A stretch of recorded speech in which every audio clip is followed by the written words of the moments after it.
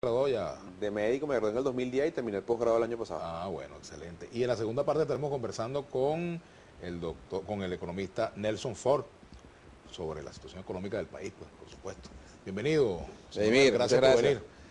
Bueno, ayer hacías una intervención en un debate que se dio en la Asamblea sobre el tema de salud, sobre la renuencia que ustedes denuncian del gobierno a aceptar ayuda internacional y a aceptar que hay una situación de crisis humanitaria, pero entonces los voceros del gobierno dicen que hay una contradicción en ustedes porque se negaron a aprobar el decreto de emergencia económica, pero entonces hablan de una crisis humanitaria en salud.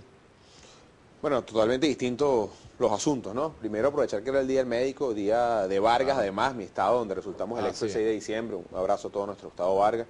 Y además reconocer ese trabajo no solo de los médicos, Vladimir, y me robo un minuto, sino nunca fue tan difícil trabajar en un hospital de Venezuela. Y hoy los hospitales de nuestro país funcionan gracias a médicos, enfermeras, Sí. camareros, camilleras, que su vocación humana ante su mal Trabajadores de la sueldo, salud, que son de la todos. salud, es el equipo de la salud, sin duda alguna. Yo creo que el 10 de marzo no es el Día del Médico, sino el Día de la Salud y de todos los que De los trabajadores de la trabajamos en un salud, sí. hospital.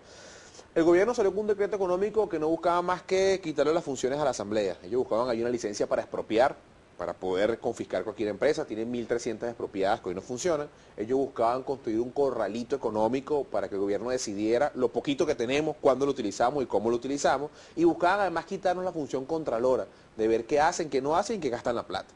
Muy distinto al decreto de crisis humanitaria en salud, que no busca más que interpretar lo que veía hace un segundo en la pantalla, fulanito solicita tal medicamento, a lo que vimos todos los días en las redes sociales, a un país que tiene 90% de escasez de medicamentos, unos venezolanos que hoy angustiados, mujeres, nosotros hemos recibido en el Parlamento, Vladimir, y yo he visto a mis pacientes en el hospital universitario, mujeres desesperadas porque no encuentran quimioterapias, porque no encuentran Herceptin, tamoxifeno, que son terapias hormonales para su cáncer de mama, madres desesperadas porque no encuentran medicamentos para bajarle la fiebre a sus hijos, para que sus hijos dejen de convulsionar.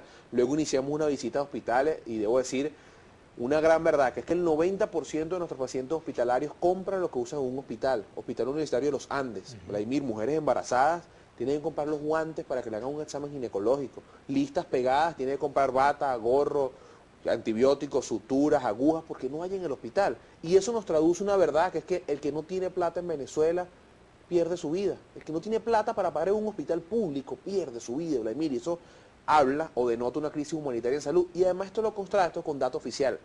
La memoria y cuenta evidencia un aumento del 300% de la mortalidad general del país. Data de la ministra, del Ministerio del Gobierno Nicolás Maduro. ¿Eso qué quiere decir? Que de cada 100 pacientes que vemos en un hospital, 33 pierden su vida. Esto es la cifra más alta en la historia de Venezuela y de Latinoamérica. Estamos hablando de que 33 de cada 100 se mueren y la explicación es lógica. No hay tomógrafo, tienes que sacar plata para hacerte una tomografía. No hay laboratorio, no te puedo operar, estás en una lista de espera, no hay terapia intensiva como es en el caso de nuestro estado Vargas, en el estado Zulia, aguas servidas en la unidad de diálisis, en la maternidad Miguel Pérez Carreño de Carabobo, todos estos hospitales que ya hemos visitado con la Comisión de Salud. Vladimir, 150 biopsias venezolanos que no se pudo procesar porque en el hospital no hay alcohol ni Lugol, no tuvieron plata para pagarlo. Hay 160 venezolanos que hoy no saben si tienen o no tienen cáncer. Vean la magnitud de lo que estoy diciendo, o sea, no pueden avanzar en el tratamiento, no saben si es quimioterapia, radioterapia, una cirugía, porque no hay en el hospital y no tuvieron plata para pagarlo. Ahora, ¿qué es lo que ha llevado a esta situación de crisis? ¿El problema de finanzas, el problema de divisas, Yo creo una que mala gestión médica, es variable. la crisis? Yo comenzaría con una impericia de quienes han dirigido el sector salud. No hemos construido una política pública de prevención y promoción para la salud a todos los venezolanos. Dos, la mala maña de construir algo destruyendo lo otro. Crearon un sistema llamado Barrio Adentro, hoy por cierto no operativo, y dejaron o destruyeron el sistema clásico de salud hospitalaria de Venezuela. Tres, una profunda corrupción, Brahimí. Creo que no hubo mayor corrupción en Venezuela que la del sector salud. Tuvimos en Mérida, en el Vigía, en una ciudad, Mérida la convirtieron en un cementerio de hospitales. En el Vigía hay 2 hospitales a menos de 2 kilómetros sin construir, 2 hospitales tipo 4. Uno hicieron las bases, luego que estaba la mitad del hospital hecho, el terreno no es apto. Vamos a hacer otro. Se trajeron uno prefabricado de Turquía, hicieron el primer piso, contaminación sónica por el aeropuerto. Ejecutaron el presupuesto, aprobaron más de 32 créditos adicionales y no están ni los hospitales ni la plata. Sin duda alguna el tema económico, pero un tema económico ¿Bajo qué gestión fue eso? de la ministra Saer. Era la ministra Saer en ese momento, ministra de Salud, cuando esos hospitales se dejaron ahí paralizados, que eso además era Barrio Adentro 3 y 4, que era la construcción de nuevos hospitales. ¿Ustedes van a hacer alguna investigación sobre esas gestiones y sobre esas cosas que tú denuncias? Bueno, eso ya está en fiscalía. De hecho, la fiscal muy orgullosa en su memoria y cuenta dijo que estaban solicitando a la ministra Saer Yo creo que hay que revisar todas esas gestiones. Y no es un tema de cacería de brujas ni persecución, Vladimir. Yo creo profundamente en la reconciliación. Este país debe reconciliarse. Reconciliarse en torno a la solución de sus problemas. Pero para que haya reconciliación debe haber justicia. Quien hoy no puede explicar cómo tiene un apartamento en el World Trade Center de Nueva York, cómo tiene 3 aviones privados, cómo tiene millones de dólares en cuentas en el exterior, bueno, tiene que explicarlo, simplemente explicarlo ante la justicia. Este país necesita justicia para avanzar hacia la reconciliación. Apartando eso, nosotros hemos puesto una prioridad. La prioridad no es eso, la prioridad es soluciones a la gente. ¿Cómo solucionamos la angustia de la madre que no encuentra medicina? ¿Cómo desde el Parlamento buscamos soluciones? ¿Qué hicimos primero? Decretamos la crisis humanitaria en salud. El gobierno no le importó. Ustedes habían dicho que tenían contactos ya internacionales Sí. y que eso se iba a traducir en ayuda, pero pasa porque el gobierno lo acepta. Han hablado, por ejemplo, con la ministra Luisana Melo, ¿no? Sobre el tema, le han hecho esa propuesta. Por cierto que la quiero invitar al programa y está invitada y ojalá pues me acepte la invitación para hablar de este tema y tenga su derecho de réplica, ¿no? Mira, Este tema. nosotros decretamos la crisis humanitaria en salud. Perdón, no solo derecho a réplica, sino derecho a Sí, nadie se hablar metió sobre su con gestión. ella. No, no, nadie se ha metido. Me refiero a que para contrastar su punto de vista. Están invitados, ¿no? Nosotros decretamos el 26 de enero la crisis humanitaria en salud. Fuimos a la OPS y a la OMS, una reunión de 3 horas con su directiva, logramos que Venezuela pudiera tener ayuda humanitaria y pudiera comprar medicamentos en el fondo rotatorio, medicamentos de muy alta calidad a muy bajo precio.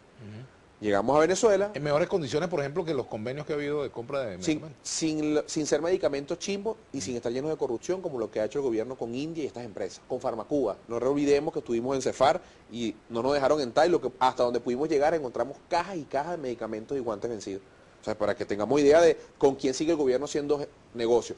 Contraloría General de la República, desde el 2004-2014, informes que habla de la corrupción en Cefar y de la compra de medicina. Le dimos esa alternativa al gobierno, la ministra no nos atendió.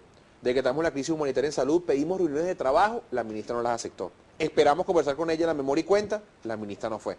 Al final, los hechos demuestran que le importa muy poco la vida de los venezolanos, que le importa muy poco la angustia de los venezolanos, sino están como que muy cómodos en el lujo del ministerio, de las camionetas y de todos los lujos que sabemos que tienen los ministros y quienes dirigen este país. A pesar de ello, como logramos solicitudes, el diputado Dávila y el diputado Florido lo hicieron lo propio con el gobierno de Brasil, el diputado Borges hizo lo mismo con el gobierno de España, hay una oferta del gobierno de Suiza en nombre de la Comunidad Europea y Nicolás Maduro no lo quiere aceptar. Nicolás Maduro antepone la politiquería ante los problemas de la gente en Ahora, medicina. ¿por qué pensar, por ejemplo, José Manuel, que es que no hay sensibilidad en la ministra o en los funcionarios del Ministerio de Salud, sino que más bien fue que la crisis los ha rebasado? Entonces tienen que separarse del ministerio, porque ellos sabían la crisis que tenía el país. O sea, acusen su impericia y déjense ayudar. Se le hemos dicho, bueno, hagamos reuniones con la Universidad Venezolana, con la Academia de la Medicina, con las sociedades científicas, vamos a construir todo, es lo que hemos planteado desde el primer día. Por ejemplo, la Facultad de Farmacia pueden hacer algo, ¿no?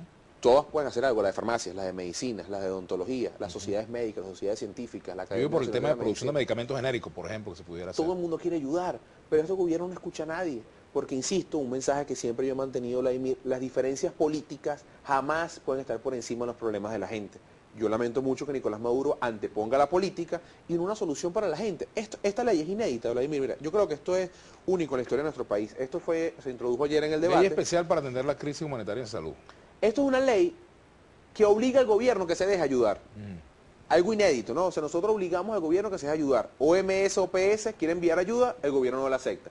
El gobierno de Brasil quiere enviar ayuda, el gobierno no la acepta. La Comunidad Europea quiere enviar medicamentos para que usted deje de tener la angustia de no encontrar medicina y el gobierno no la acepta.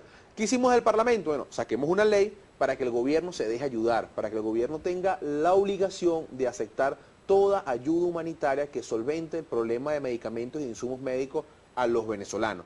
Lamentablemente, insisto, inédito que tengamos que nosotros del Parlamento sacar una ley para que el gobierno se deje ayudar, para que el gobierno solucione el problema de los venezolanos, que no le cuesta nada. Si el gobierno dice que tiene un problema económico del barril de petróleo, ¿por qué no pides ayuda? ¿Por qué no aceptas la ayuda?